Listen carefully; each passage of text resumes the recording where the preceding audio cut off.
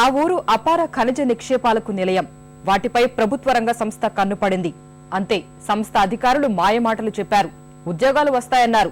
గ్రామం అభివృద్ధి పదంలో దూసుకుపోతుందని అరచేతిలో వైకుంఠం చూపించారు. గనులు తవ్వుకొని హామీలు తుంగలో తొక్కిన విషయం ఈటీవీ ఈనాడు పరిశీలనలో వెలుగు చూసింది. ఖమ్మం జిల్లా కారేపల్లి మండలం మాదారంలో కేంద్ర ప్రభుత్వ రంగ సంస్థ రాష్ట్రీయ ఇస్పాత్ నిగమ్ లిమిటెడ్ మాదారంలో డోలమైట్ పరిశ్రమను ఏర్పాటు చేసింది. పరిశ్రమ పెట్టేటప్పుడు భూ నిర్వాసితులకు ఉద్యోగాలిస్తామని, గ్రామాన్ని అభివృద్ధి చేస్తామని రాష్ట్రీయ ఇస్పాత్ నిగమ్ అధికారులు నమ్మించారు.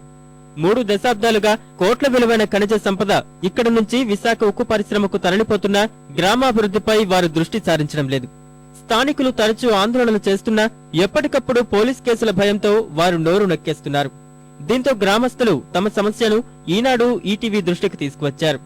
ఆ గ్రామం అభివృద్ధికి ఆమడ దూరంలో ఉందని ఈనాడు ఈటీవీ పరిశీలనలో వెల్లడైంది.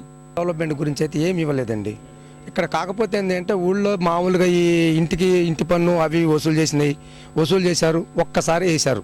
ఇక ఆ తర్వాత అప్పటి నుంచి ఒక 5 సంవత్సరాల నుంచి ఇప్పటి వరకు కూడా మేము చీకట్లోనే ఉంటున్నాం. కనీసం కూడా ప్రభుత్వం కూడా దాన్ని స్పందించడం లేదు.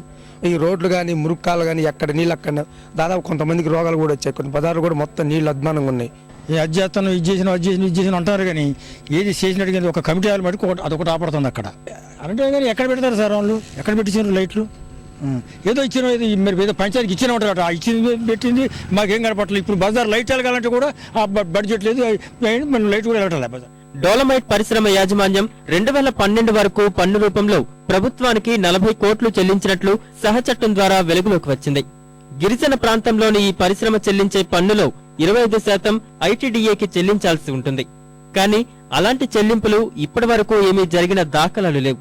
ఏదో కొద్దిగా వేసుకున్నా కానీ వేసుకున్న దానికి కూడా మాకు ఈ కూలీలతో పెద్ద ప్రాబ్లం అయ్యి కూలీలు రాక అసలు పన్నెండు పంటను కూడా వదిలేసుకునే పరిస్థితికి వచ్చింది సార్. వాళ్ళు ఎప్పుడు 1 గంట అప్పుడు సైరన్ ఇస్తారు. సైరన్ ఇచ్చినా కానీ ఆ సైరన్ వాళ్ళ లోకల్ వరకే ఉంటుంది. ఇటు నుంచి కనీసం సెక్యూరిటీ కానీ ఏం కూడా లేదు సార్. ఇటు అన్నిట్లో కోరి కూడా మరి మా దగ్గరలోకి వచ్చేసి ఇళ్లలో కూడా ఉండే పరిస్థితి కూడా లేదు సార్. కోట్ల రూపాయల ఖనిజ సంపదను తరలించకపోతున్న సంస్థ ఇప్పటికైనా తమ గ్రామంలో కనీస సౌకర్యాలు కల్పించాలని స్థానికులు విజ్ఞప్తి చేస్తున్నారు.